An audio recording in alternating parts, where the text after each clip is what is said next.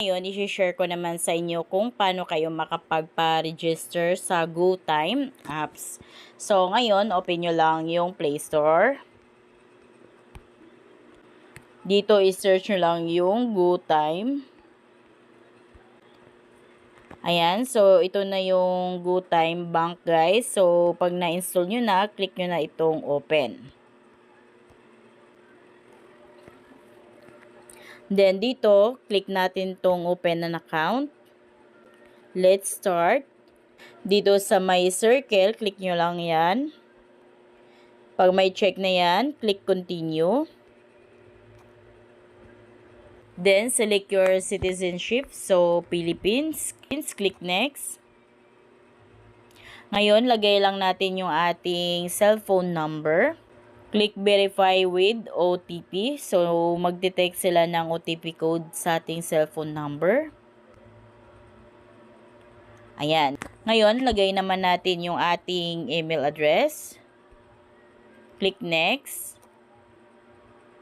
Click continue.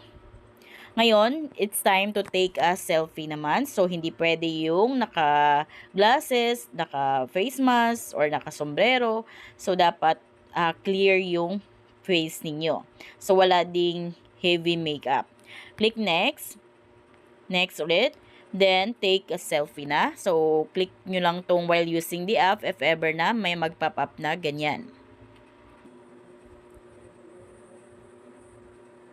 Then, ngayon, get your valid ID.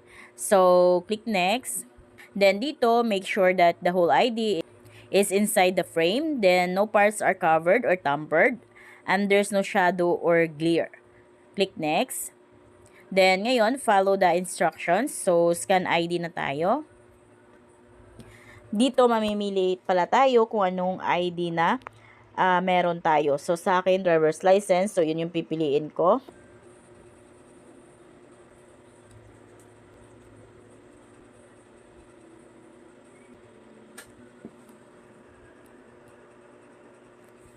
Then, ayan na, uploading encrypted ID scan na.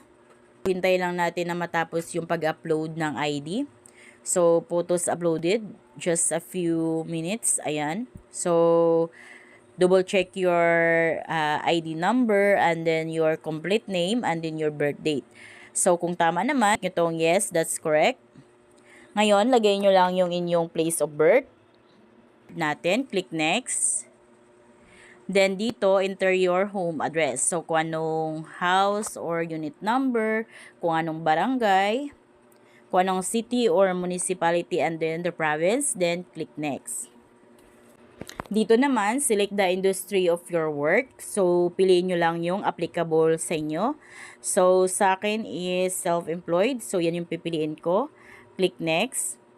Tell us what you do for a living. So, ano nga ba yung occupation natin? So, lagay ko lang dito, freelance online. Then, click next.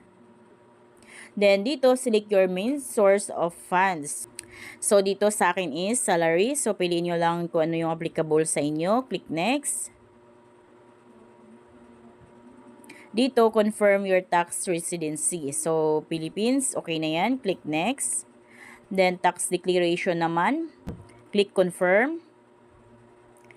Then, dito, create your username. So, dito, lagay na natin yung username natin. Kadalagin natin, ito na yung ating username. Next. Set your passcode na. So, kadalagin natin sa ating app. So, ito na yung magiging password natin. Ayan, got it na. So, please wait na lang. So, got it lang. Then, ngayon, your account is ready to go. So, login na tayo. Click login.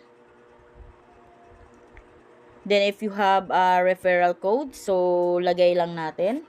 Click nyo lang tong I don't have a referral code. So, ayan guys, may GoTime Bank na tayo. So, ganoon lang kabilis kung paano tayo makagawa ng GoTime Bank account. So, kung kayo bago dito sa aking vlog, please consider to subscribe para updated kayo lagi sa mga videos ko. Thank you for watching!